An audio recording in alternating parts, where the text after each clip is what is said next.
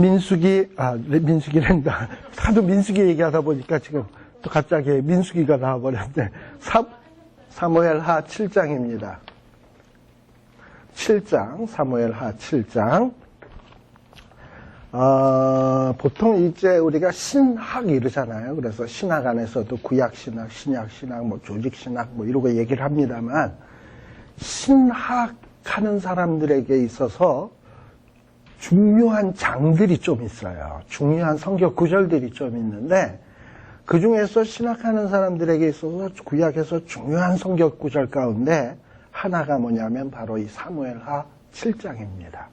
왜 사무엘하 7장이 중요하냐 하면은, 사무엘하 7장은 하나님이 다윗에게 축복하신, 다윗과 언약을 맺는 이런 내용이 여기에 쭉 기록이 되어 있거든요. 그래서 우리 마태복음 1장 같은 데도 보면, 마태복음 1장 1절에 보게 되면 아브라함과 다윗의 자손 예수 그리스도의 세계라 이러면서 아브라함, 다윗을 언급하고 있단 말이죠. 왜 그러냐? 유대인들에게 있어서 제일 중요한 인물이 뭐냐? 자기네들의 조상 아브라함. 그리고 또 다윗은 왜 중요하냐? 자기네 역사 속에서 다윗만큼 훌륭한 사람이 없었거든. 나라를 든든하게 만든. 그래서 이들은 다윗에 대한 프라우드가 대단했어요. 그런데 왜 또 다윗이 중요하냐? 아브라함과도 하나님은 언약을 맺으셨고, 또 아니나 다를까 다윗과도 언약을 맺었거든요. 사무엘하 7장. 다윗과도 언약을 맺었는데, 바로 우리 예수님이 이 땅 위에 오신 것은, 마태복음 1장 1절, 예수님이 이 땅 위에 오신 것은 바로 아브라함의 언약의 성취요, 다윗과 맺은 언약의 성취이기 때문에 아브라함과 다윗의 자손, 그 성취가 누구냐면 예수 그리스도인데, 예수 그리스도의 세계에 대해서 내가 설명하는 게 마태복음이다 라고 얘기하는 게 마태복음 1장 1절이에요. 그만큼 이 마태복음은 유대인들에게 대상으로 쓴 성경이다 보니까, 복음서 중에, 그러다 보니 유대인들에게서 중요한 인물이 아브라함, 다윗인데, 바로 마태복음 1장 1절은 바로 이렇게 다윗과 아브라함을 인용하면서 시작을 하는데, 그 다윗이 중요한 이유가 뭐냐면 사무엘하 7장에 나오는 하나님과 맺은 다윗의 언약 때문에 그렇다. 그래서 신학하는 사람들에게 있어서는 이 사무엘하 7장이 굉장히 중요한 성경 구절 가운데 하나다라는 것을 일단 말씀드리고 시작하겠습니다. 자, 그런데 사무엘하 7장 1절에 보면 어떻게 시작을 하느냐?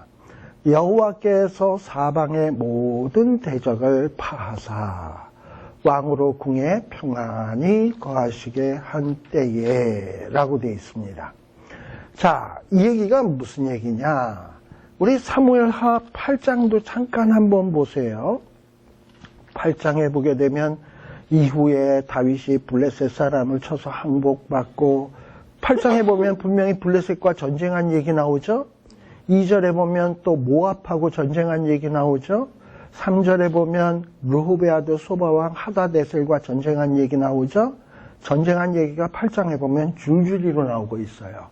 그런데 7장에서는 뭐라고 얘기하고 있어요? 1절에 사방의 모든 대적을 파하사. 자, 이렇게 전쟁이 계속된다면, 8장처럼 전쟁이 계속된다면 평안할 수 있어요? 없어요?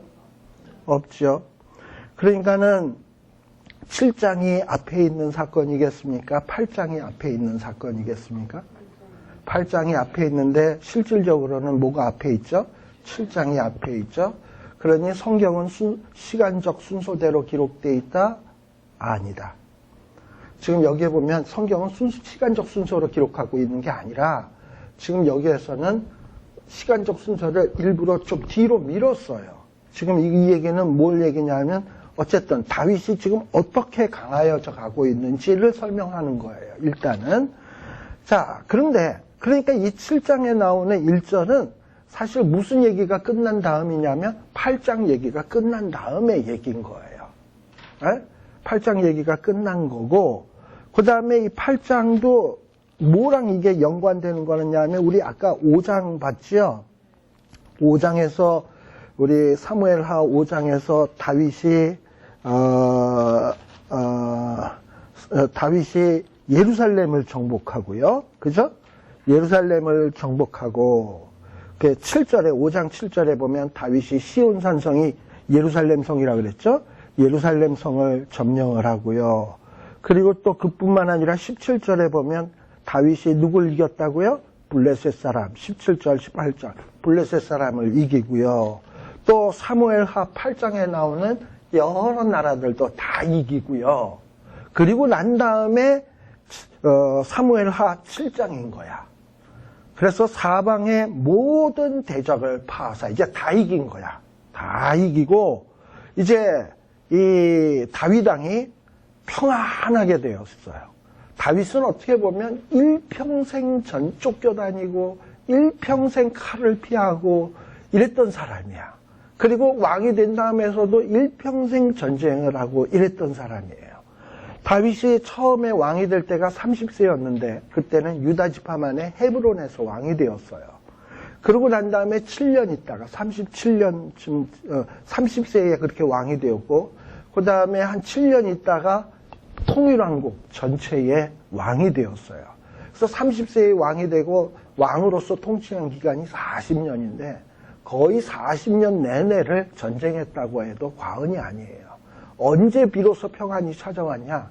다윗의 거의 말년에쯤 돼서 블레셋 무찔러 시온성 차저 그러다 보니 두로왕 히람왕도 다윗에게 아부하기 위해서 백향목 보내서 기술자 보내서 다윗궁 짓는데 도와줘 이런 일이 생기게 된 거예요. 바로 그 얘기가 바로 이 7장의 1절입니다. 사방의 모든 대적을 파하사 왕으로 궁에 평안히 어째서 이 궁에 평안이 있을 수 있었겠습니까? 두로왕 히람왕이 백향목 보내줘가지고 빛과 번쩍한 궁궐을 쫙 지어주었거든. 그러니 이제 적도 없지. 궁궐에서 백향목 궁에서 평안하게 거할 때에 그럴 때에 이 다윗 왕이 맨날 전쟁에 쫓겨다니던 사람이 집안에서 쉬면 몸이 근질근질하다 안 하다? 근질근질하다. 그 몸이 근질근질하면 잡생각이 든다 안 된다? 별의별 생각이 다 든다.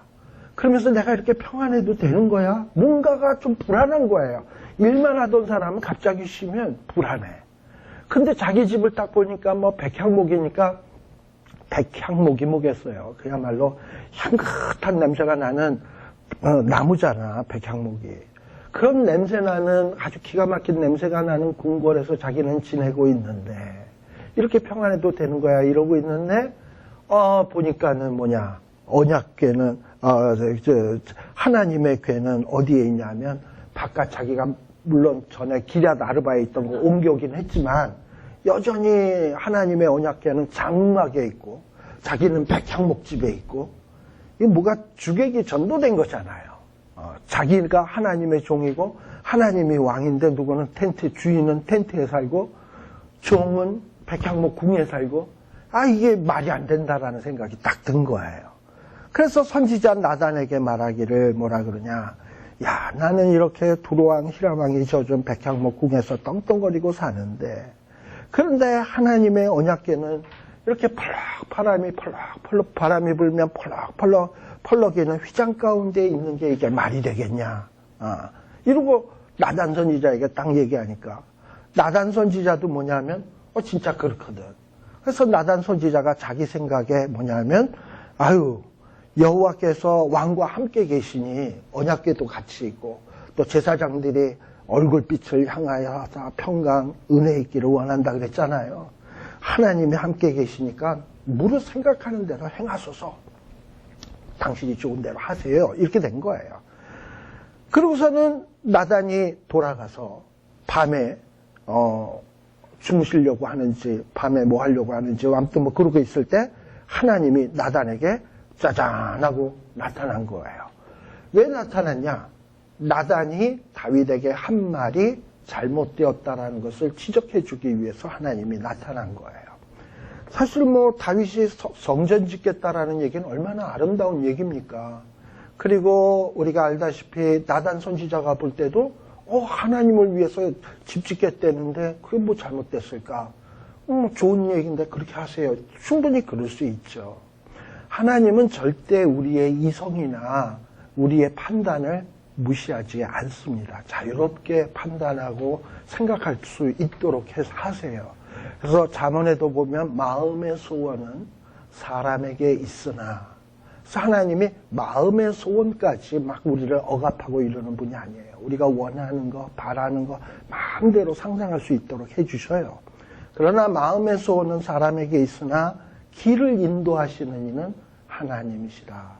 그러니까 나단도 다윗도 마음대로 자기 나름대로 이게 하나님이 기뻐할 거야 생각할 수 있어요. 근데 하나님이 보셨을 때 틀렸다.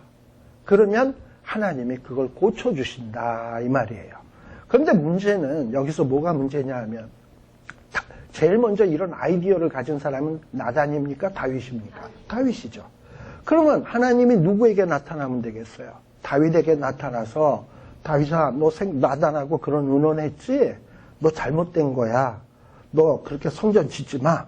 너는 지으면 안 돼. 이럴 수 있잖아요. 근데 왜 하나님은 다윗에게 안 나타나고 나단에게 나타나셨을까? 나단에게. 이것도 우리들이 한번 생각해 볼 필요가 있어요. 우리가 신명기 18장, 신명기 18장에 보면 한번 잠깐 한번 보세요.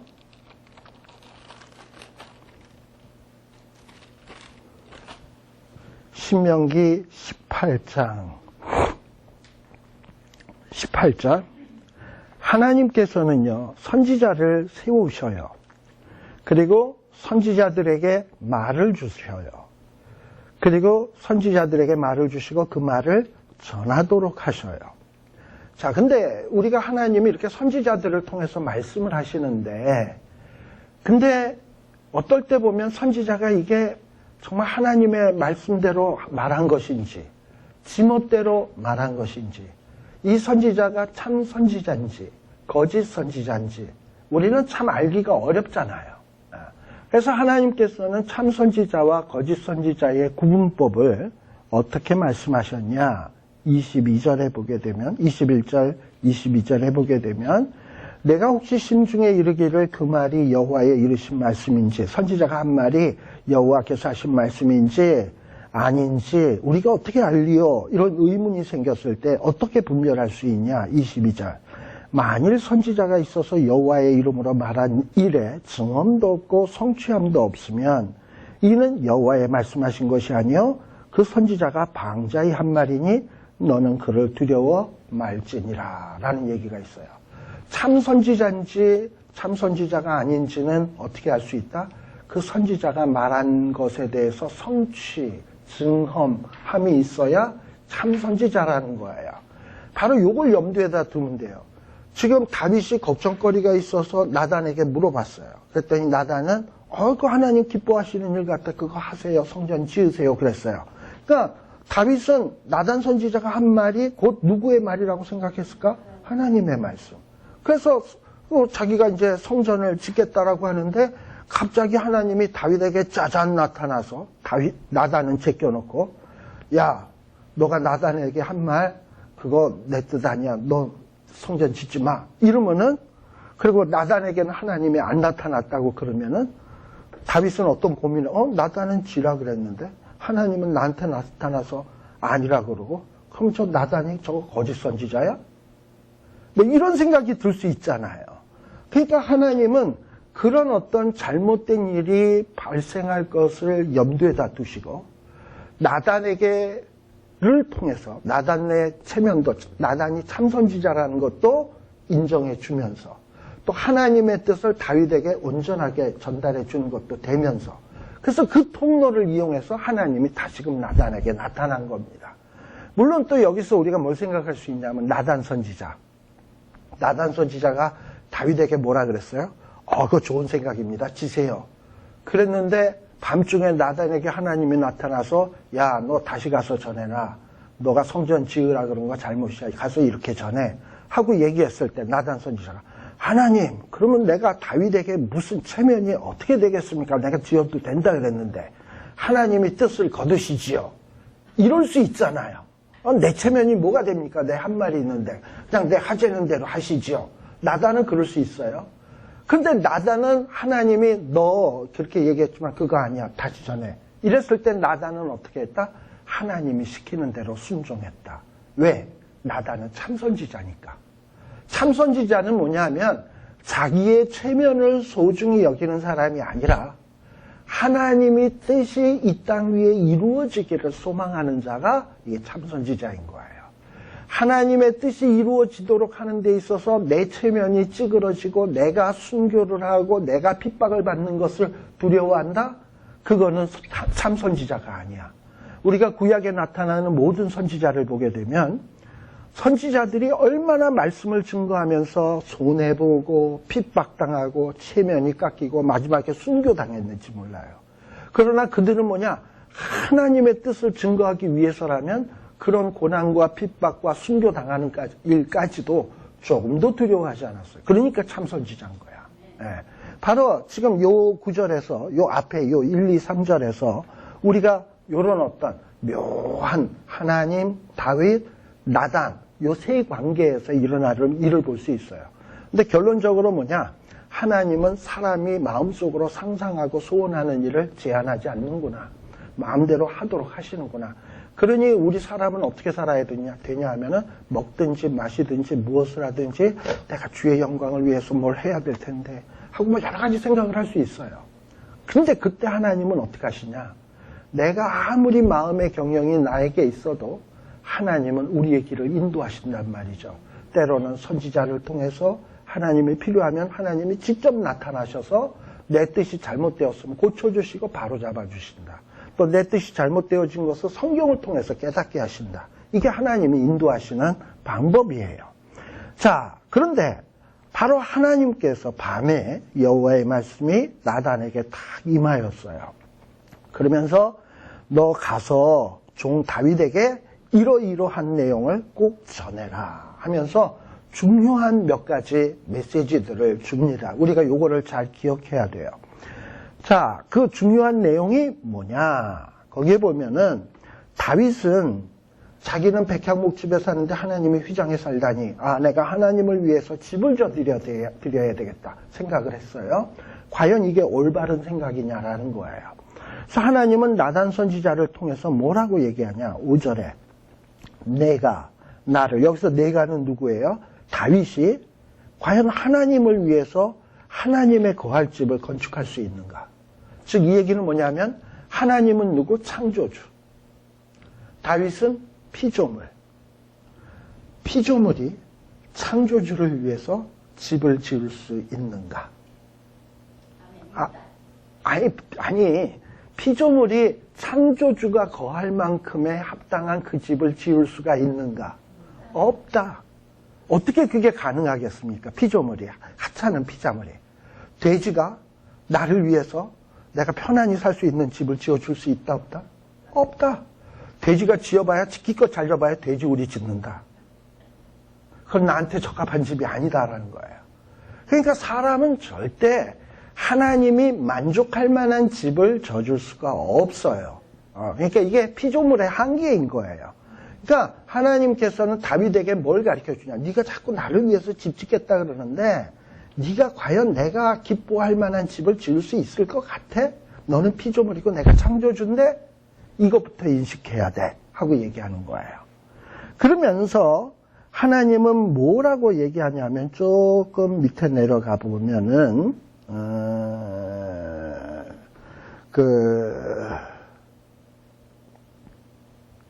자, 11절 끝에 보세요.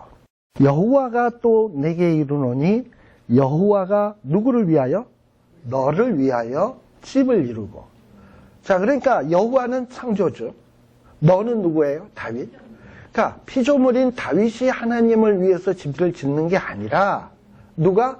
창조주 하나님이 피조물인 다윗을 위해서 집을 져줘야 된다라는 얘기예요.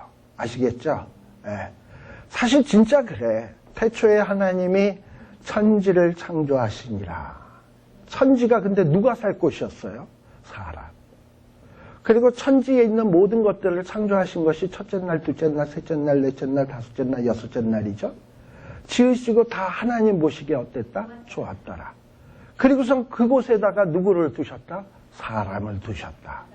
그러니까 아담과 하와를 위해서 아담과 하와가 살 수 있는 거처를 마련하신 분이 하나님이에요. 아담과 하와가 하나님을 위해서 뭘 거처를 마련한다? 있을 수 없는 일이에요. 그러니까 우리가 먼저 이 사실을 분명히 기억해야 돼요.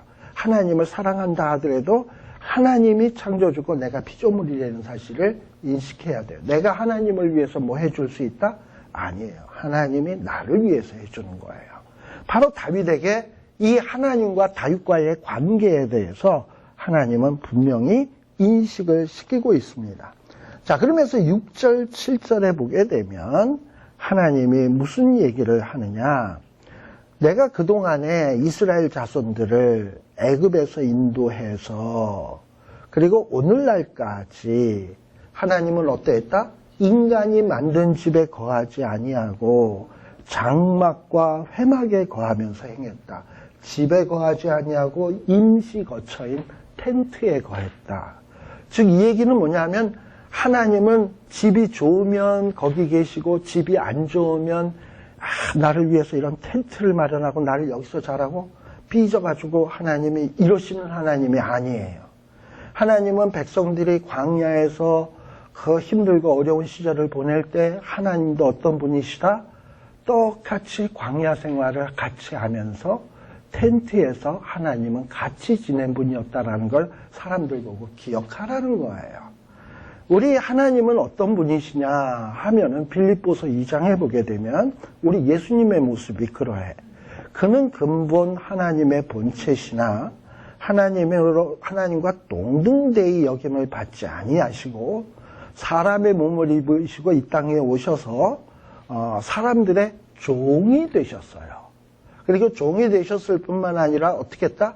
죽기까지 복종하셨어요. 바로 우리 예수님의 삶은 뭐냐면 하나님이신데 하나님으로서 대접받기를 원치 않으시고 누구랑 똑같이 됐다? 사람 모양으로 오셔서 사람들과 함께 계신 분이 누구냐? 이게 우리 예수님이요 성자 하나님이에요. 우리 하나님은 뭔가 대접받고 신으로 대접받고 영광 받으시려고 하시는 분이 아니라 인간과 함께 동거동락하면서 동행하기를 원하시는 하나님이에요. 낮아지시는 하나님이에요. 그런데 하나님이 왜 영광스러우시냐? 왜 이렇게 존귀와 영광을 받으시기에 합당하냐? 우리를 위해서 낮아지셨기 때문에 우리 하나님께서 빌립보서 2장에 보면 죽기까지 복종하신 예수님을 어떻게 하셨다? 지극히 높여서 만물을 그 발 아래 무릎 꿇게 하셨다. 예수님이 사람들과 함께 동고동락하며 죽기까지 복종하고 섬기러 오시니까 하나님이 예수님을 지극히 높였다라는 거예요. 그러니까 우리가 높아지기 위해서는 어찌해야 되느냐. 우리 사무엘서의 주제 기억하시죠? 겸손한 자는 높이시지만 교만한 자는 낮추시는 거예요. 근데 진짜 겸손의 진수를 보여주신 분이 누구냐? 예수님. 우리 하나님. 우리 하나님은 그야말로 화려한 궁궐에 거해도 부족함이 없으신 분이에요. 그런데 광야에서부터 이스라엘 백성들을 출애굽시키면서 예수님, 하나님도 어디 거하셨다? 장막에 같이 거했다, 백성들과 함께. 그리고 광야에서 늘 함께 했다. 우리 하나님은 그런 하나님이었다니까. 그러니까 하나님이 지극히 낮아지신 거예요. 하나님이 낮아지시니까 존귀를 받으시기 합당한 거고, 사람도 존귀와 영광을 받기 위해서 먼저 겸손해져야 되는 거예요. 그러니까 지금 다윗에게 나단 선지자를 통해서 하나님께서 중요한 교훈들을 다윗에게 주고 있는 겁니다. 창조주 피조물임을 잊지 마라. 피조물이 창조주를 위해서 집 져준다고? 아니다. 내가 그동안 화려하고 멋진 집을 원했는 줄 아냐? 내가 원하는 건 너희와 함께하고 동행하는 것이다. 비록 그 길이 광야의 길이라 할지라도 고난의 길이라 할지라도 나는 너희와 함께 동행하기를 원한다. 그러니 내가 너희에게 집을 원하는 게 아니라 내가 원하는 건 내가 너와 함께하는 것을 원한다. 라는 것을 지금 다윗에게 조목조목 가르쳐주고 있는 거예요. 자, 그게 바로 6절에 있는 내용이에요. 그리고서는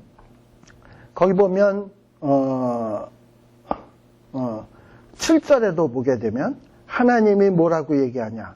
하나님이 언제 7절 중간에요. 이스라엘 어느 지파일까? 이스라엘이 총 12지파가 있죠?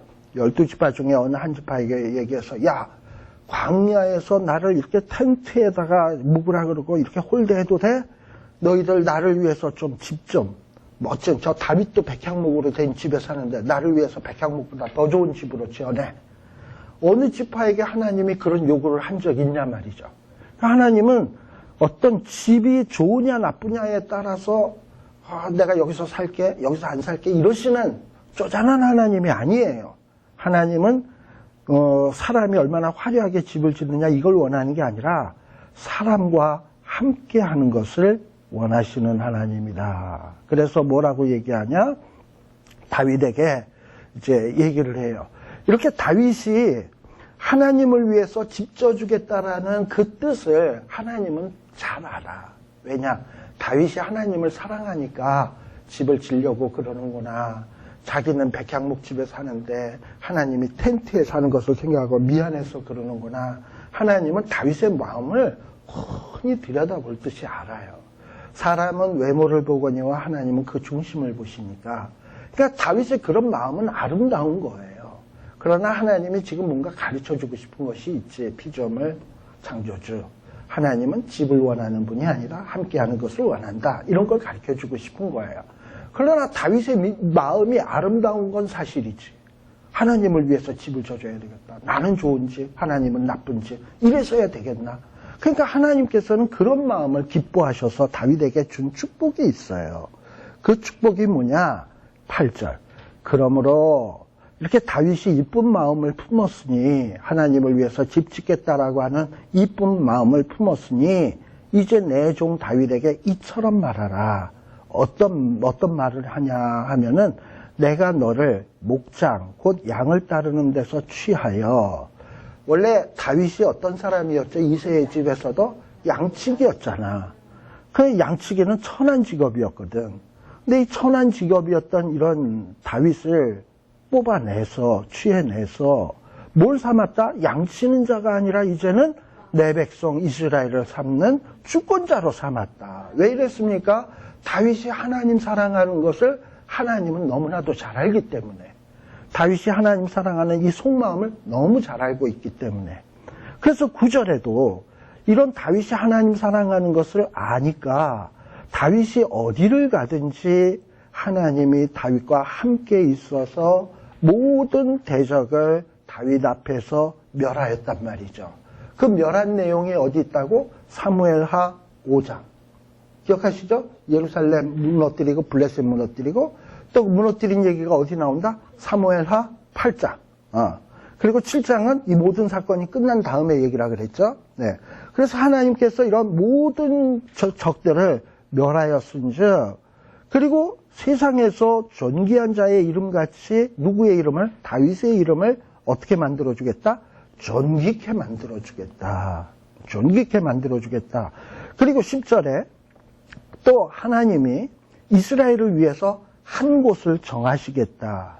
바로 이 정한 곳이 어디냐면 우리 5장에 다윗이 예루살렘을 정복했잖아요.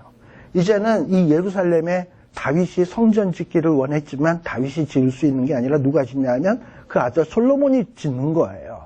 그래서 이제 이스라엘의 모든 중심지는 어디가 되느냐? 예루살렘이 되는 거예요. 바로 이 얘기를 하는 거예요. 바로 그 예루살렘으로 정해서 저희를 그 이스라엘 예루살렘에 심고 저희로 자기 곳에 거해서 다시 옮기지 않게 하며 악한 유로 전과 같이 저희를 해하지 못하게 하며 라고 돼 있어요.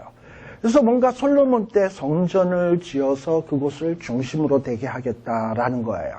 근데 여기서 문제가 뭐냐 하면은 분명히 그러면 예루살렘을 정하시고 예루살렘에 성전을 세워서 이제 이런 성전이 다시는 옮겨지지 않으며 그리고 성전이 악한 자들로 하여금 이전이라고 하면 사사시대처럼 막 예루살렘이 침공당하고 이러지 못하게 하시겠다라는 얘기 아닙니까? 그런데 우리가 실질적으로 이스라엘 역사를 보게 되면 솔로몬 때 나라가 두동강 나고 그 다음에 여러 왕들이 있을 때 이방 나라에 계속 침략을 받고, 그리고 북이스라엘은 아수르에 망하고, 나중에 예루살렘은 바벨론에 망하고, 성전은 불타고, 말이 안 되잖아, 이거는. 하나님이 이렇게 해주신다 그랬는데 예루살렘 성전이 불탄다? 이건 말이 안 되잖아요. 그럼 이게 도대체 무슨 얘기냐? 우리가 여기서 잘 생각을 해야 되는데, 하나님이 한 곳을 정해서 저희를 심고 저희를 자기 곳에 거하게 한다라는 것은 뭘 얘기를 하는 거냐? 물론 솔로몬의 성전을 얘기할 수도 있지만, 지금 이건 누굴 통해서 세워질 성전을 얘기하냐면 다윗의 자손 예수 그리스도를 통해서 세워질 하나님의 나라, 하나님의 교회, 이거를 얘기하는 거예요. 근데 이런 하나님의 나라, 하나님의 교회가 세워지게 되면 세상이 절대 해할 수 없게 된다. 또 11절에 보면 전에 내가 사사를 명하여 내 백성 이스라엘을 다스리던 때와 같지 않게 하고 너를 모든 대적에게서 벗어나 평안케 하리라. 사사시대는 어떠했습니까? 잠시 사사가 세워지면 평안, 사사가 죽고 나면 백성들이 우상숭배, 또 이방의 침략, 그리고 고통 신음, 이거로 그냥 계속 반복이었잖아요. 그래서 평안해지는 듯 했다면 또 밑바닥, 평안해지는 듯 하면 밑바닥. 이게 사사시대의 모습인데, 이제 이 예수님을 통해서 세워지는 나라는 어떻다? 사사시대처럼 왔다 갔다 이러는 게 아니라 영원한 평안이 보장되게 되겠다라는 거예요. 모든 대적에게서 벗어나서 평안해지게 되겠다. 바로 이게 누가 세우실 나라? 예수님. 바로 하나님이 이루시려고 하는 집은 뭐냐? 다윗을 위해서 지어주려고 하는 집은 뭐냐? 바로 이 예수 그리스도를 통해서 이루어질 평안의 집. 대적의 권세가 틈타지 못할 그런 집. 이런 집을 하나님께서 지어주시겠다라는 거예요. 사실 어떻게 보면 다윗은 이미 집이 있잖아. 누가 지어준 집? 두로왕 히람왕이 지어준 집이 있잖아. 그것도 보통 집? 백향목집. 두로왕 히람왕은 그 당시 세계 전체에서 최고의 건축 기술자예요. 최고의 건축 기술자가 최고의 건축 자재를 통해서 지어준 집이 다윗이 살고 있는 백향목 궁입니다. 그런데 하나님께서 다윗을 위해서 지어주는 집은 그런 눈에 보이는 백향목집, 최고의 건축 기술자에 의해서 지어진 집, 이게 아니라 뭔가 대적이 틈탈 수 없고 평안하고 사사시대와 같지 않은 그런 집. 그런 집은 누굴 통해서 이루어지냐? 예수 그리스도를 통해서 이루어지는데 바로 이런 집을 지어주겠다라는 거예요. 자, 그 집이 어떻게 이루어지냐? 11절 끝에 그래서 여호와가 너를 위해서 집을 이루고 오라 그랬죠. 자, 그러면 이 집이 어떻게 이루어지냐? 내 소원이 차서 내 조상들과 함께 잘 때에 내가 내 몸에서 날 자식, 바로 다윗의 몸에서 날 자식. 물론 이 자식은 1차적으로 솔로몬을 얘기할 수 있겠습니다만 이 다윗의 몸에서 날 자식이 솔로몬만이 있었던 것이 아니거든요. 그리고 솔로몬 이후에 여러 또 그 후손들이 있는데 그 중에서 그 날 자식, 대표적인 케이스가 누구냐? 다윗의 자손 예수 그리스도를 통해서 내 뒤에서 세워질 예수 그리스도를 통해서 그 나라를 어떻게 하겠다? 견고케 하겠다. 그리고 그 예수님은 그 이제 나라 다윗의 몸에서 날 예수 그리스도는 13절 누구를 위해서 집을 건축한다? 하나님의 이름을 위해서 집을 건축한다. 그러니까 예수님이 짓는 집은 뭐예요? 하나님의 이름의 영광을 드높이는 집이죠. 교회의 목적이 뭡니까? 하나님께 영광 드러내는 게 교회죠. 바로 그런 집을 건축할 거예요. 그리고 하나님은 그런 교회, 그렇게 해서 이루어지는 집을 통해서 어떻게 하겠다? 그 나라의 위를 영원히 견고케 하리라. 견고케 하리라. 그리고 나는 그 아비가 되고 그는 내 아들이 되리니. 그러면서 하나님은 하나님의 백성들의 아버지가 되고요. 또 하나님의 백성들은 하나님의 아들들이 되는데 그래서 이 관계는 마치 누구와 다르냐 하면 15절에 보면 사울하고 다르다라는 거예요. 다윗의 후손들은 이제 앞으로 뭐가 될 거냐? 하나님의 아들들이 될 거예요. 다윗을 통해서 세워지는 다윗의 나라의 백성들은 하나님의 아들들이 될 거야.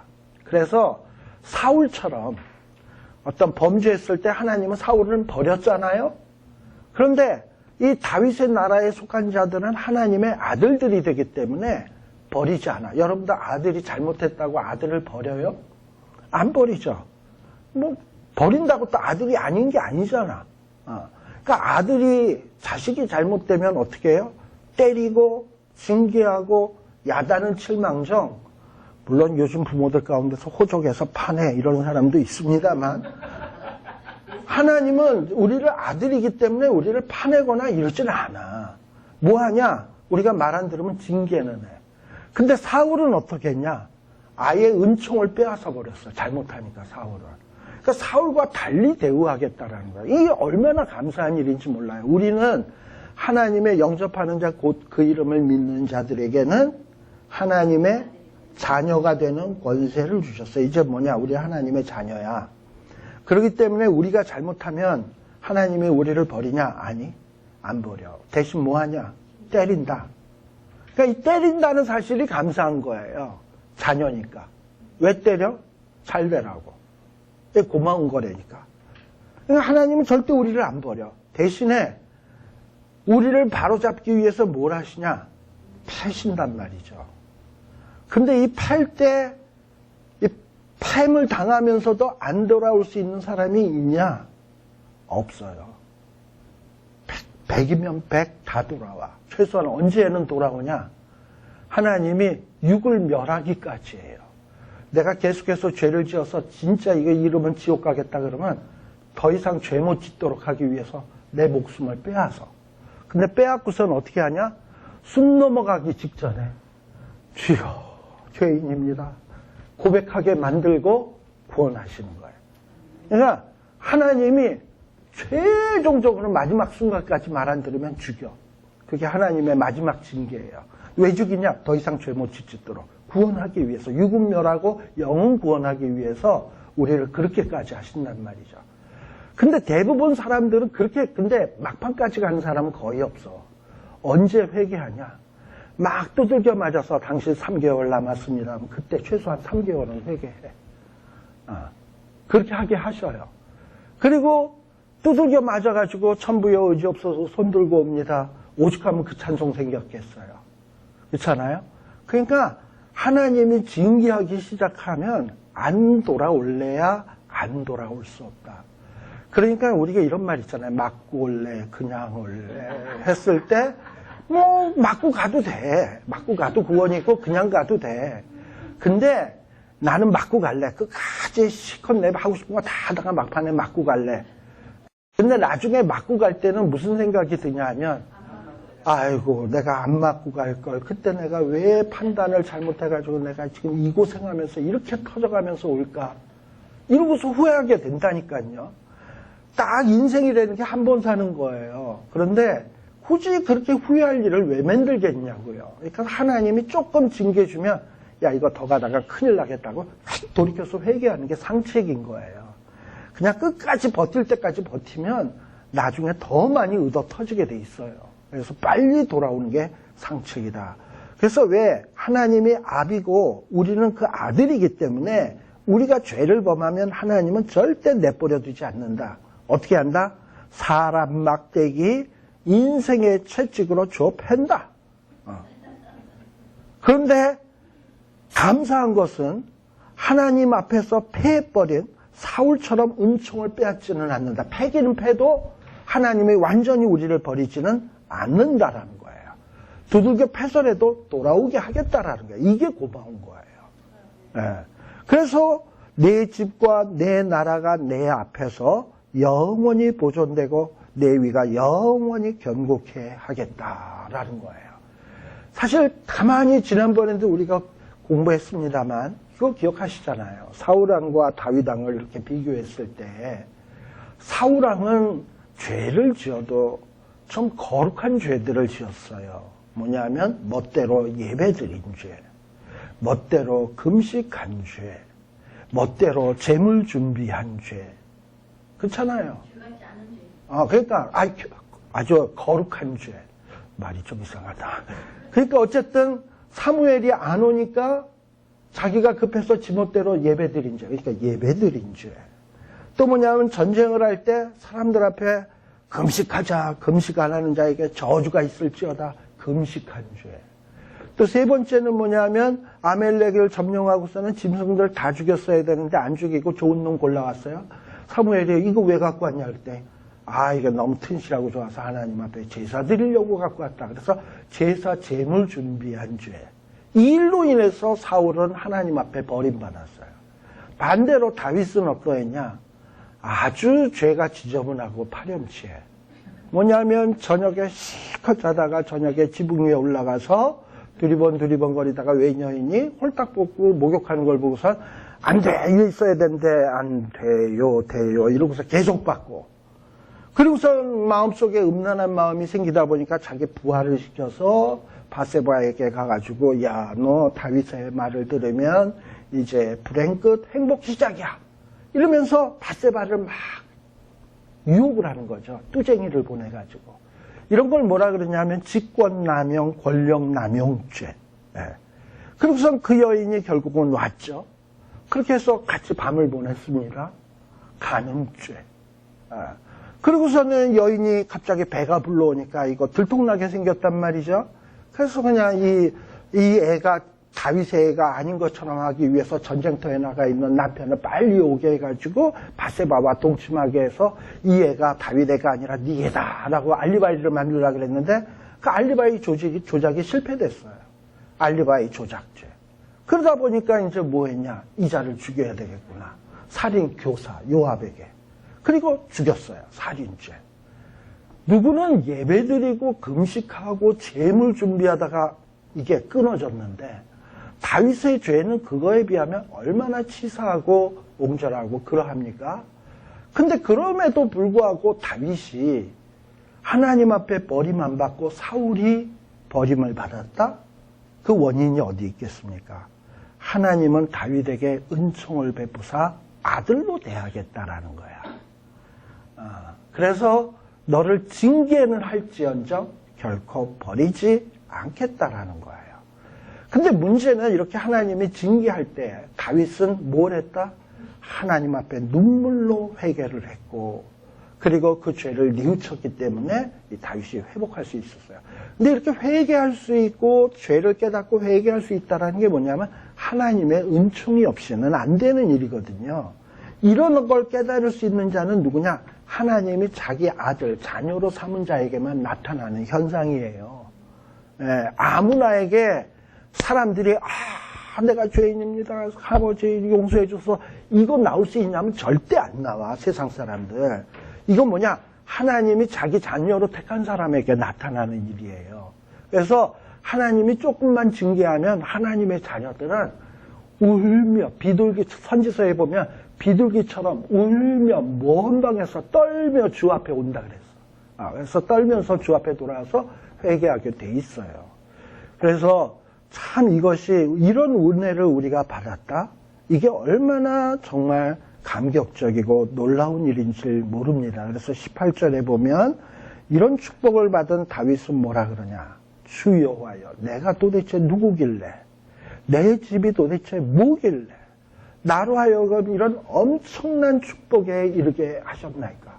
어떻게 보면 다윗은 사울보다도 훨씬 못한 존재인데, 사울은 버림받았는데 다윗은 하나님의 아들로서 영원히 버림받지 않겠다라고 약속하니까 이 얼마나 이게 다윗이 감격스러운 일입니까? 다윗은 지금도 마음이 어떠하냐면 이런 나 같은 나를 대적을 다 파하고 평안하게 해주신 것도 고마운데, 그리고 또 두로와 히람을 통해서 백향목궁에서 평안하게 거하는 것도 정말 감당하기가 어려워서 자기가 하나님을 위해서 집 짓겠다 그랬더니 아니야, 네가 나를 위해서 집 짓는 게 아니라 내가 너를 위해서 집을 져주는데, 내가 너를 위해서 지어주는 집은 견고한 집, 영원한 집이야.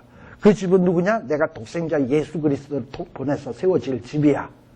그리고 이 집은 영원히 견고할 거야. 이러고 약속을 해버리니까 다윗이 이야기를 듣고서는 그냥 까무러지는 거죠. 내가 도대체 누구길래? 내 집이 도대체 무엇이길래? 하나님께서 왜 우리에게 이렇게 은총을 베푸시나이까? 이러면서 이 18절 이하서부터는 다윗이 하나님을 향하여 찬송하는 내용이 시작되는 겁니다. 우리 이 부분은 다음 시간에 살피도록 하겠습니다. 기도하겠습니다.